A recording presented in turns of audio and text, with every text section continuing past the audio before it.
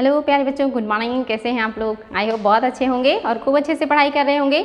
हम लोग इकोनॉमी में बहुत इंपॉर्टेंट टॉपिक पढ़ रहे हैं। उसमें हम लोग अंतर्राष्ट्रीय आर्थिक संगठन को देख रहे हैं और उसमें बहुत सारे संगठन को हम लोगों ने डिस्कस कर लिया है, जिसमें आपने world bank, IMF, WTO, GATT, इस तरह के जितने भी इंपॉर्टेंट बड़े बड़े संस्थाएं हैं उनके बारे में डिटेल पूर्वक स्टडी किया है। आज हम लोग और भी छोटी छोटी संस्थाओं के बारे में देखेंगे और उनसे जुड़े जो महत्वपूर्ण तथ्य हैं उन पर जो है गौर करेंगे। उसे बार बार रिविजन कीजिएगा, आप लोगों के लिए एग्जाम में बहुत हेल्पफुल होगा। चलिए शुरुआत करते हैं बच्चों आज के क्लास की। यूरोपीय संघ से शुरू करेंगे। यूरोपीय संघ, आप यूरोपीय संघ का नाम अक्सर सुनते होंगे। जो यूरोप महाद्वीप है, इस महाद्वीप के जो देश हैं इन्होंने मिलकर के यूरोपीय संघ का निर्माण किया है और वर्तमान में इसमें टोटल 28 देश हैं जो यूरोपीय संघ के सदस्य हैं। इसके पहले आपने देखा था कि इसमें लगभग 29 देश थे, जिसमें से जो ब्रिटेन है इसने यूरोपीय संघ की सदस्यता को त्याग दिया है, जिसको ब्रेक्जिट कहा गया था। तो ब्रेक्जिट के बाद जो यूरोपीय संघ है अब इसमें मात्र 28 देश ही हैं जो इसके संघ हैं, यानी कि यूरोप महाद्वीप के सारे देश इसमें शामिल नहीं हैं, सिर्फ 28 देश ही अब यूरोपीय संघ में शामिल हैं।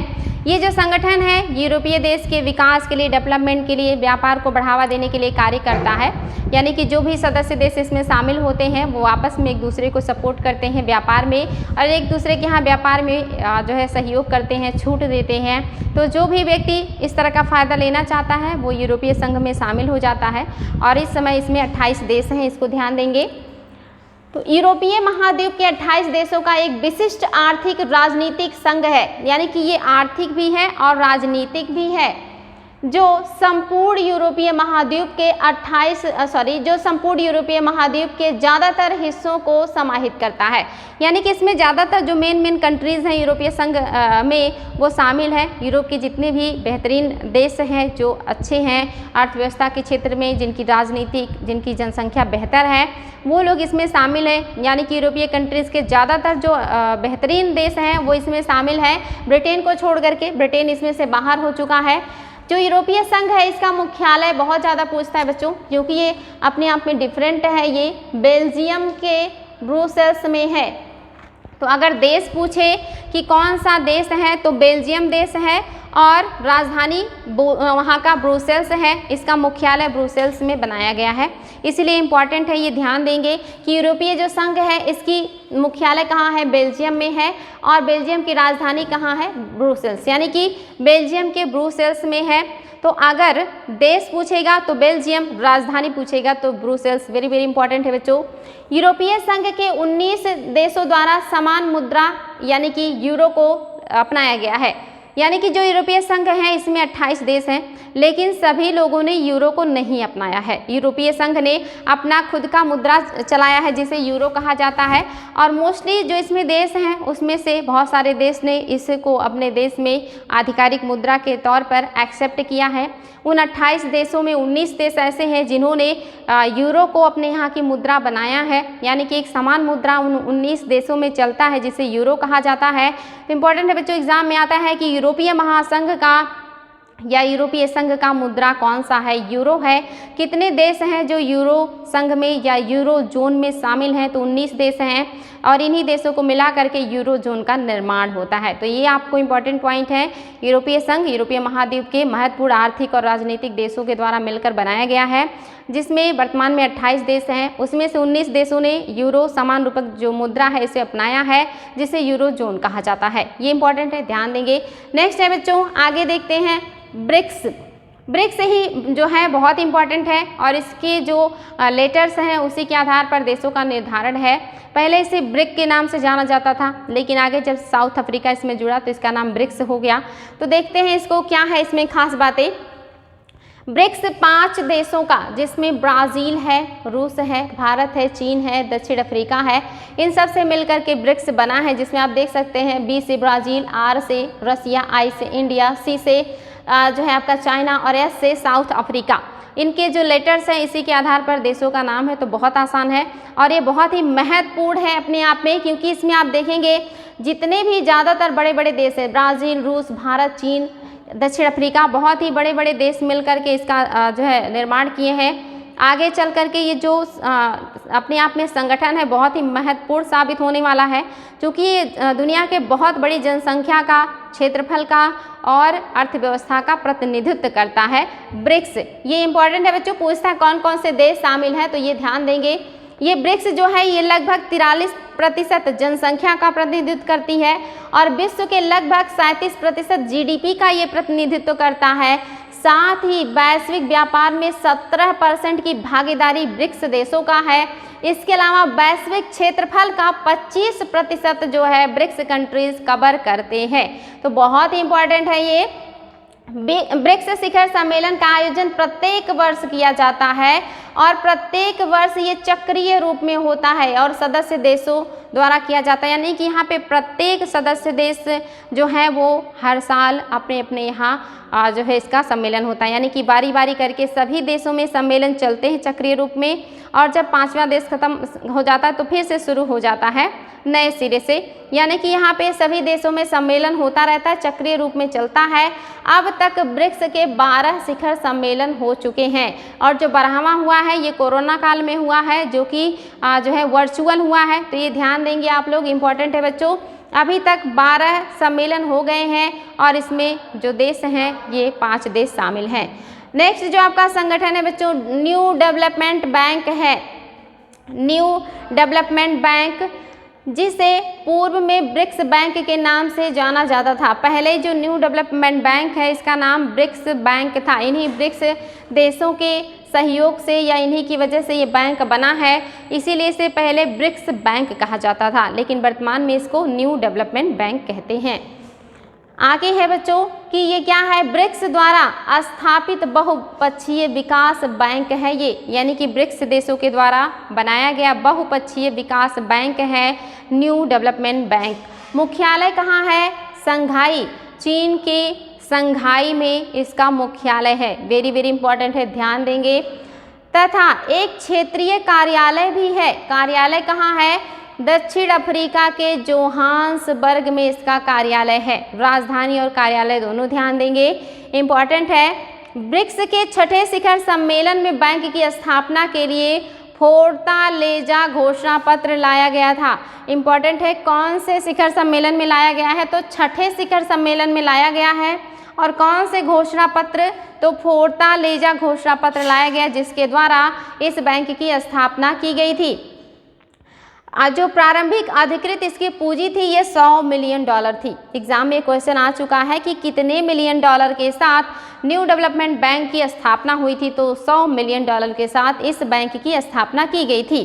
सभी सदस्य देशों द्वारा समान रूप से योगदान दिया गया है, यानी कि $100 मिलियन में सभी देशों ने समान रूप से योगदान दिया और $100 मिलियन से शुरुआत हुआ न्यू डेवलपमेंट बैंक का। वेरी वेरी इंपॉर्टेंट है।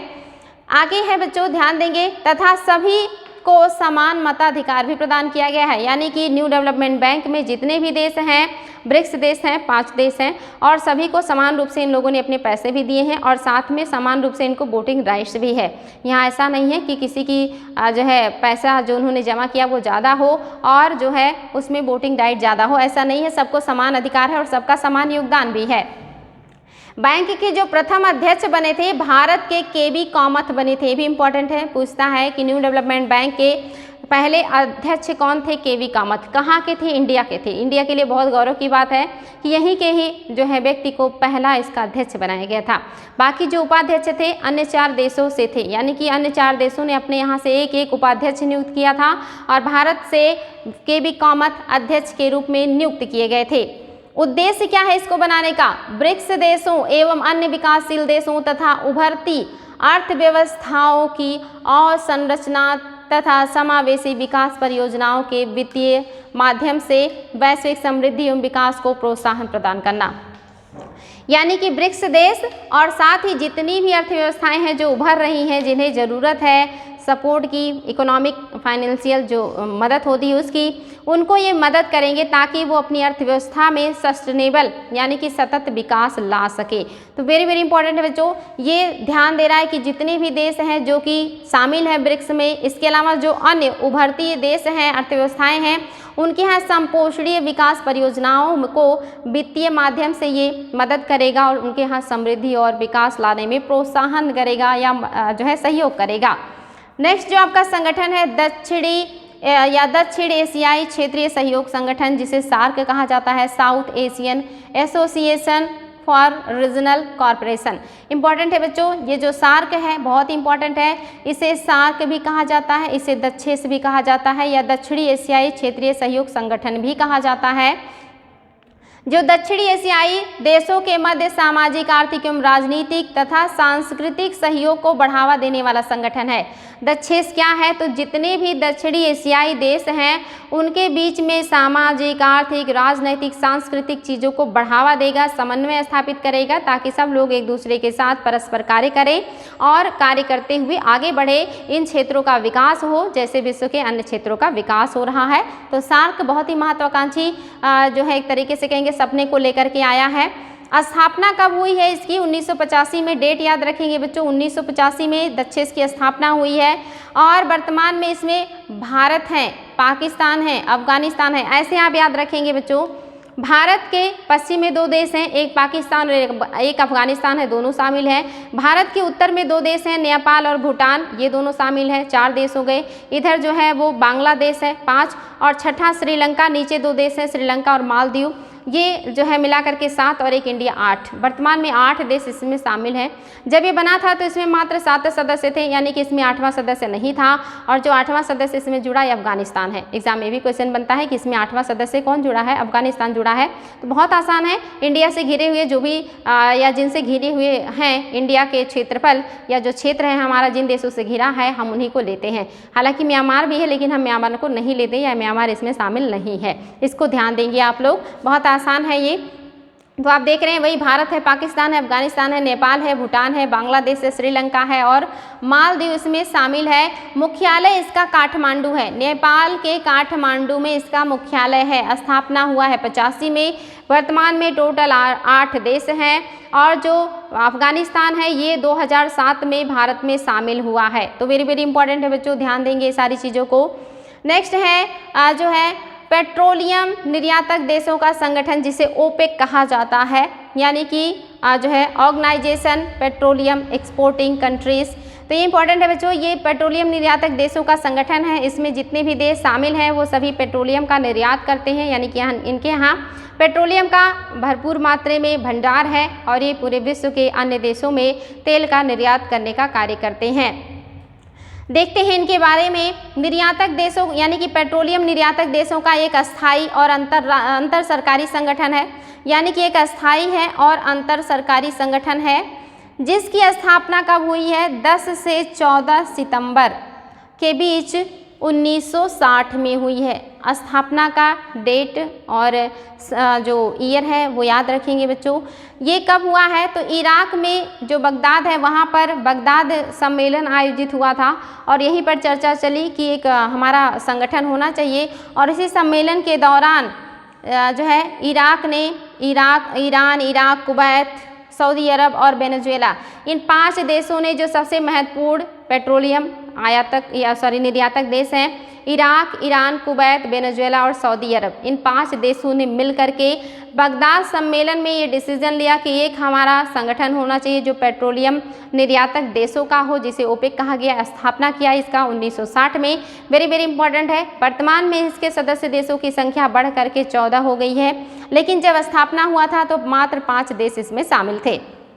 उद्देश्य क्या है?